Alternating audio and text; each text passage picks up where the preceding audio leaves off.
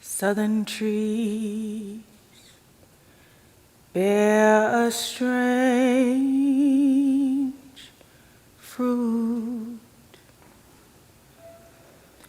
blood on the leaves and blood at the root, black bodies swinging in the southern breeze, strange fruit hanging from the poplar trees.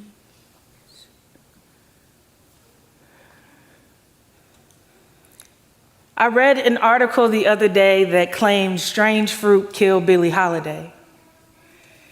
Journalist Yudi Pak etched a complex epitaph to the legendary singer's legacy and tortured relationship with the American federal government.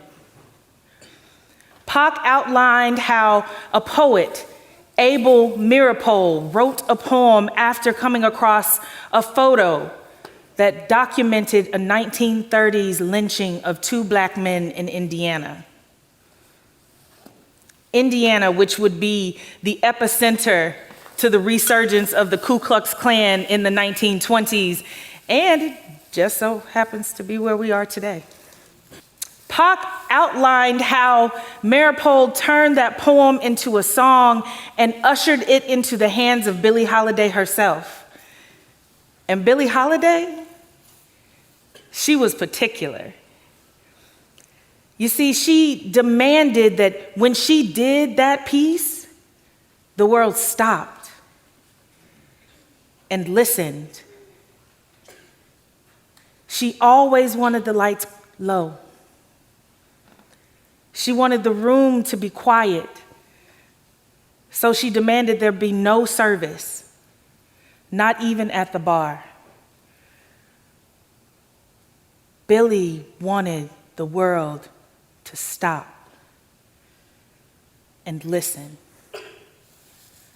Stop and listen to a Black woman's truth. So I did. I played that song and I listened. And at first I took the words at face value. Southern trees, poplars, weeping willows, magnolias, like the ones I grew up climbing in my grandmother's yard in Mississippi. They had a nasty habit of hanging the broken and twisted bodies of my kinfolk like ornaments on Christmas trees.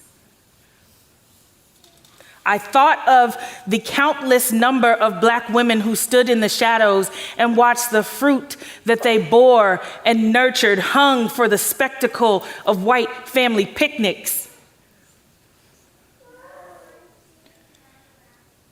Billie Holiday made me listen, not only to her truth or those Black women's truth, but to a truth that I personally had repressed, a truth of my own strange moment, the moment when I met my first white friend. So in the 2nd grade, I transitioned to my first of many dominantly white private schools. First Presbyterian Day School. And every day my grandfather, who was born in the 1920s, would get up and proudly drive me 20 minutes to an ultra-white Jackson, Mississippi neighborhood for me to attend a school that he never would have been able to. I was one of 3 Black children in my class. There were no Black teachers. A lady who went to church with me helped out in the kindergarten room as an assistant. And there were 2 Black ladies who ran the cafeteria, and I loved them. But everybody else that looked like me either clean bathrooms or cut grass. My classmates, they were real comfortable. Most of them lived in the neighborhood that surrounded the school. The same neighborhood that would be chosen as the backdrop for the 2011 critically acclaimed and treacherously problematic film, The Help. I was an interloper here, and I was aware of it from the very first moment.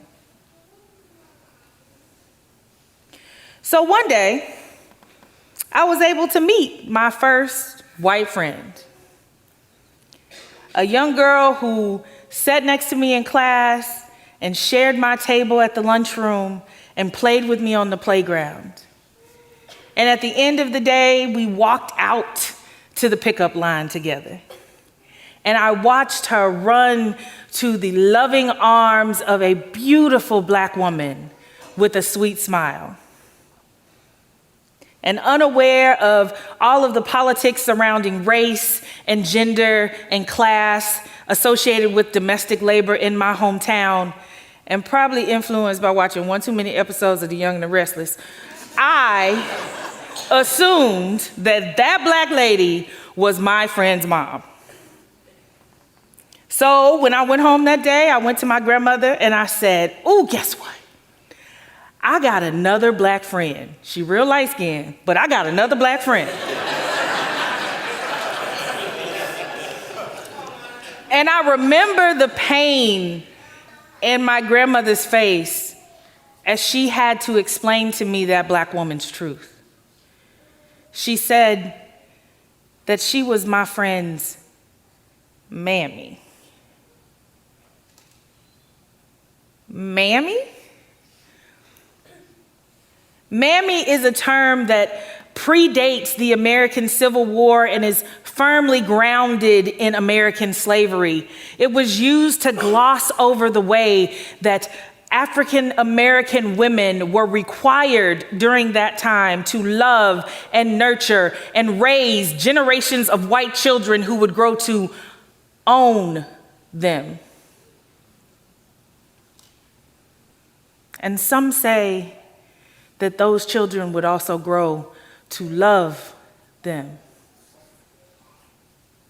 But can you love someone you own?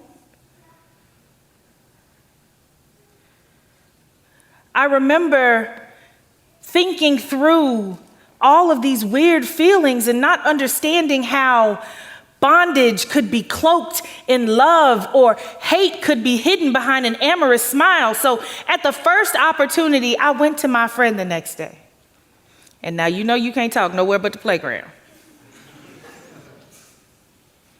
And I said, "Wasn't that Black lady that picked you up yesterday your mama?"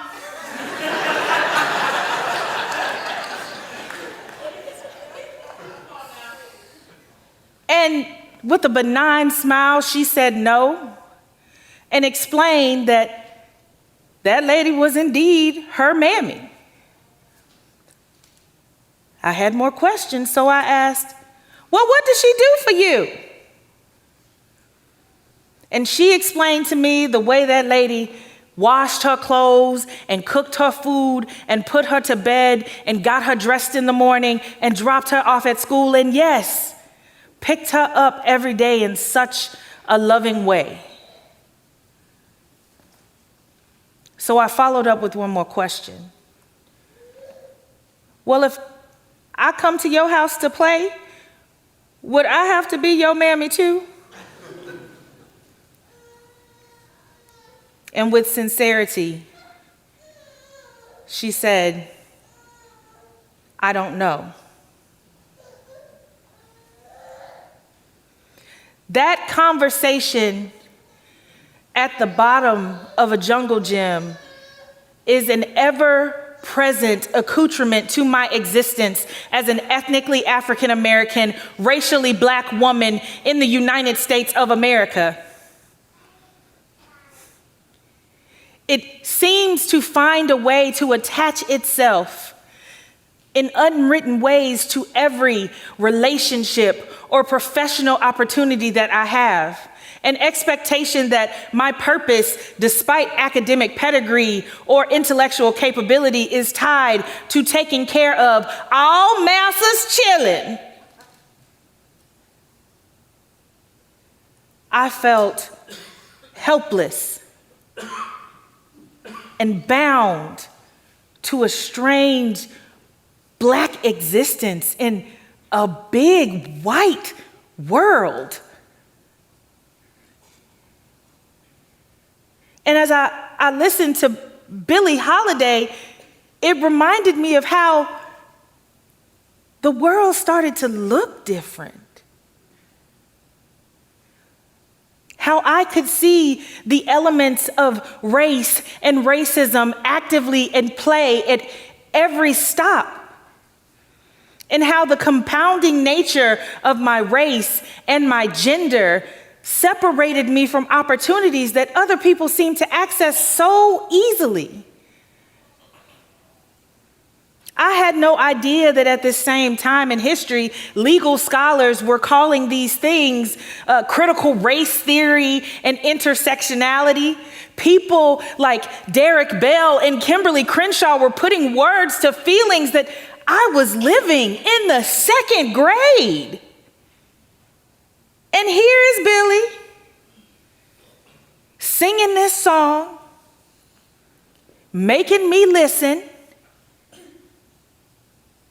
But Billie Holiday wasn't a legal scholar. But she had that power to make you hear and see truth.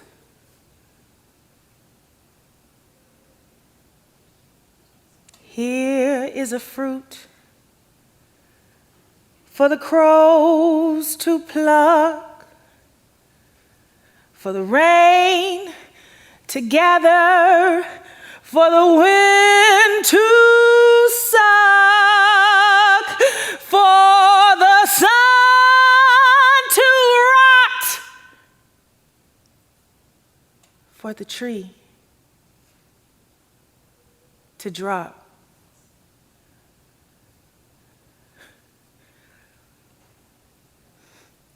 They say that the American government ordered the killing of Billie Holiday because they wanted her to stop singing that song. Because she had a little bit too much power to make people listen. And people were starting to hear that America was operating on politics that were unequal.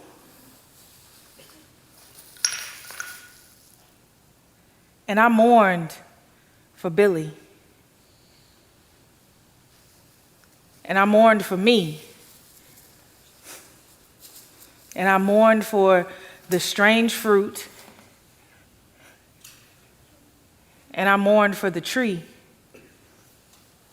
Because Black women and trees have a similar affliction.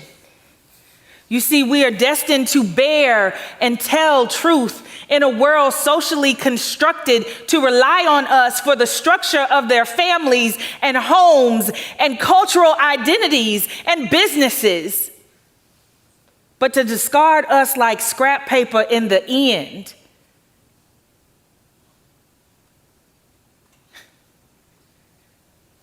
I am Black, and I am a woman. And I am Southern. Therefore, I am a Southern tree. Fruit turned to seed and planted into fertile soil, sprouting to sapling and breaking through to meet a hostile world. I have been nurtured and throttled in this thing called life. And I meet the sun. And I sprout limbs and leaves and deeper roots for protection. And I bear and shade a fruit that the world is determined to consider strange. But I am Black, and I am a woman, and I am Southern, and I shall not be moved.